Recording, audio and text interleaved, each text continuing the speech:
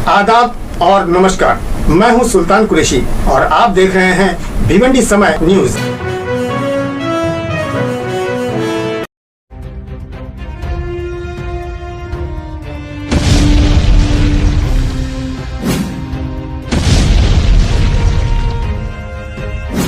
दो 2023 में तुर्की क्या करने वाला है, क्यों डर रहे हैं मुस्लिम देश। 2023 में बदल जाएगा दुनिया का निजाम। तुर्की ने किया ऐलान, 2023 के बाद दुनिया में कुछ भी पहले जैसा नहीं रहेगा। इस दावे के साथ कई वीडियोस आजकल इंटरनेट पर वायरल हो रहे हैं। ऐसा क्या होने वाला है 2023 में? कहीं ये वर्ल्ड वॉर 3 के आगाज की आहट तो नहीं? क्यों सभी दूसरे गैर इस्लामिक मुल्क तुर्की से डरे हुए हैं?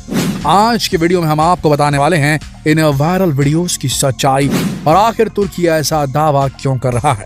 तो चलिए देखते हैं कि तुर्की 2023 में क्या करने वाला है। तुर्की के प्रधानमंत्री रजब तैयब अर्दोगन ने कुछ दिन पहले अपनी एक स्पीच में कहा कि 2023 के बाद कुछ भी पहले जैसा नहीं रहेगा। तुर्की अब पहले वाला तुर्की नहीं रहेगा। उनकी स्पीच के बाद पूरी दुनिया के गैर इस्लामिक मुल्क सख्ते में आ गए, उनके माथे पर शिकन आ गई।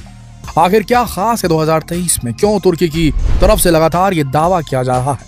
क्या आने वाले 4 से 5 साल में तुर्की पूरी तरह बदल जाएगा?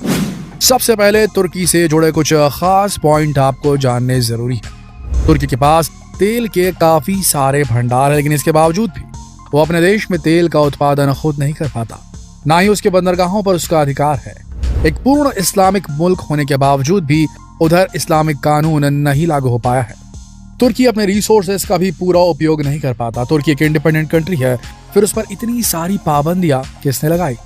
और ऐसी क्या मजबूरी है कि तुर्की सालों से पाबंदियां बर्दाश्त कर रहा है? काफी सारे सवाल होंगे आपके जहन में, तो चलिए इन सवालों के जवाब जानने की कोशिश करते हैं। इस पूरी कहानी को समझने के लिए हमें इसकी तह में जाना होगा, यानी कि 100 साल पहले 1923 के तुर्की में। वैसे इस कहानी की शुरुआत होती है फर्स्ट वर्ल्ड वॉर यानी 1914 से। फर्स्ट वर्ल्ड वॉर ने दुनिया के कई देशों को काफी कमजोर कर दिया था। करोड़ों लोग अपनी जान गंवा चुके थे। यह वो वक्त था जब तुर्की दुनिया का सबसे बड़ा मुस्लिम देश था। गैर इस्लामिक मुल्कों को यह एकदम सही वक्त लगा जब वो तुर्की की ताकत को कम कर सकते थे, और इसी के चलते दुनिया की सबसे बड़ी मुस्लिम हुकूमत खिलाफत उस्मानिया को बर्बाद कर दिया गया। लेकिन इतनी बड़ी और मजबूत रियासत को खत्म करना आसान काम नहीं था। इसके लिए कई साल पहले से साजिशें की जा रही थी, और इसमें उनका साथ दिया खिलाफत उस्मानिया के कुछ गद्दारों और जासूसों ने। अगर आपने अर्तुगरुल गाजी सीरियल देखा है तो आप समझ सकते हैं कि आज से कई साल पहले किस तरह का माहौल था, क्योंकि मुस्लिम रियासतें काफी मजबूत हुआ करती थी। इसलिए कोई भी दुश्मन उनका सीधे सीधे मुकाबला करने की हिम्मत नहीं करता था, बल्कि इसके लिए वो कई जाल बिछाते थे। अपने जासूसों को उनके दरबार में भेजते थे और गद्दारों को खरीद लिया करते थे ताकि वो उनके हुकूमत के राज बता सके। 1923 में भी कुछ ऐसा ही नजारा देखने को मिला, जब तुर्की के लोगों ने ही अपने देश के साथ गद्दारियां की और उनके अंदर मौजूद ईसाई और यहूदी जासूसों ने उन्हें काफी हद तक कमजोर कर दिया था। जैसे ही दुश्मन को यह अंदेशा हुआ कि खिलाफत उस्मानिया कमजोर पड़ रही है, उन्होंने अपना शिकंजा कसना शुरू कर दिया।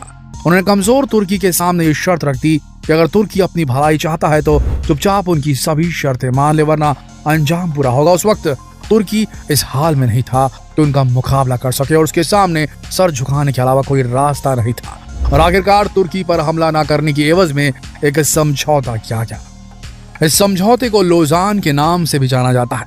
यह समझौता पूरी तरह से तुर्की को बर्बाद करने के लिए ही तैयार किया गया था। इसमें कई ऐसी शर्तें थी जिनकी वजह से तुर्की का विकास काफी हद तक रुक जाने वाला था, और यह समझौता 1-2 साल के लिए नहीं बल्कि आने वाले 100 सालों के लिए किया गया था। जी हाँ, पूरे 100 साल। इस समझौते के बाद तुर्की के हाथों में बस बेबसी और लाचारी ही आने वाली थी। इस समझौते में कई शर्तें थी, जिनमें से कुछ खास शर्तों के बारे में हम आपको बताने वाले हैं। इस समझौते की सबसे पहली शर्त यह थी कि तुर्की से खिलाफत उस्मानिया की बादशाहत को खत्म कर दिया जाए और तुर्की को सेक्युलर देश बना दिया गया। इसके साथ ही खिलाफत उस्मानिया में आने वाली सभी कंट्रीज जैसे सऊदी अरब, लेबनान वगैरह को आजाद कर दिया गया, और अब तुर्की एक छोटा सा देश बनकर रह गया।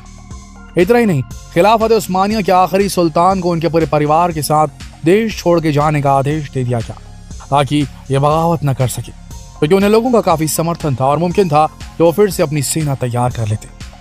इस खतरे से बचने के लिए जरूरी था कि तुर्की को माली रूप से कमजोर कर दिया जाए। देखिए, तुर्की में तेल के काफी ज्यादा भंडार है और तेल की मदद से तुर्की खुद को पहले जैसा मजबूत मुल्क बना सकता था, जैसे कि बाकी तेल उत्पादक देश हैं जैसे दुबई, कतर वगैरह। इसलिए उस समझौते में ये शर्त भी रखी गई कि आने वाले 100 सालों तक तुर्की खुद अपने देश से तेल नहीं निकालेगा। इतना ही नहीं, तुर्की एक ऐसा देश है जहां एशिया और यूरोप दोनों की सीमाएं मिलती हैं, इसलिए यहाँ के बंदरगाह से कई जहाज बिजनेस के लिए निकलते थे।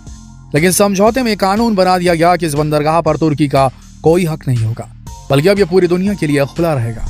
तुर्की अगले 100 सालों तक इन बंदरगाहों से गुजरने वाले जहाजों से कोई टैक्स वसूल नहीं कर पाएगा। ये तो बस कुछ ही शर्तें हैं जिन्हें सुनकर आप समझ गए होंगे। ये समझौता पूरी तरह से तुर्की की कमर तोड़ने के लिए ही तैयार किया गया था, लेकिन तुर्की के सब्र के दिन अब पूरे होने वाले हैं, क्योंकि उसकी 100 साल की मियाद पूरी होने जा रही है। 2023 में ये समझौता रद्द हो जाएगा, यानी कि 2023 तुर्की के लिए एक नई आजादी और तरक्की की सुबह लेकर आने वाला है। अब अपने कुओं से तेल भी निकाल पाएगा, अपने बंदरगाहों पर अपने नियम और टैक्स लागू कर पाएगा और इस तरह उसकी जीडीपी काफी ऊंचाई पर पहुंच जाएगी और तुर्की की तरक्की जो पिछले 100 सालों से रुकी हुई थी वो वापस तेज रफ्तार में भागने लगेगी। शायद इसीलिए तुर्की के प्रधानमंत्री इस बात को लेकर अपनी खुशी जाहिर कर रहे हैं, क्योंकि अब तुर्की को सही मायनों में आजादी मिल पाएगी। तुर्की अपनी पुरानी शान और शौकत को वापस लेकर आएगा। तुर्की जो कि खिलाफत उस्मानिया से निकला है, वो खिलाफत उस्मानिया जिसकी शान आप अर्तुगरुल गाजी में देख सकते हैं, जो कि कई छोटे छोटे कबीलों से मिलकर बनी थी। इस कबीले के लोगों ने पूरी दुनिया में इस्लाम का नाम रोशन किया था। ये उस वक्त सबसे बड़ी मुस्लिम सियासत थी और तुर्की का दावा है कि आने वाले वक्त में वो अपने इतिहास को एक बार फिर दोहराएगा। तुर्की के प्रधानमंत्री की ऐसी सोच को देखते हुए यूरोप और अमेरिका जैसे कई गैर मुस्लिम देशों की सरकारों के माथे पर बल पड़ रहे हैं, क्योंकि तुर्की प्रधानमंत्री एक कट्टर मुस्लिम सोच वाले व्यक्ति हैं, जिसके चलते वो किसी भी सूरत में कॉम्प्रोमाइज करने के लिए तैयार दिखाई नहीं देते और इसीलिए इन गैर मुस्लिम देशों ने एक बार फिर से साजिशों को अंजाम देना शुरू कर दिया है, जिसका उदाहरण था कुछ साल पहले फौज की मदद से तुर्की में तख्ता पलट की कोशिश, जो कि नाकाम रही। तुर्की अब किसी भी दबाव में आने के लिए तैयार नहीं है, लिहाजा ये कहना बहुत मुश्किल है कि 2023 में क्या होने वाला है।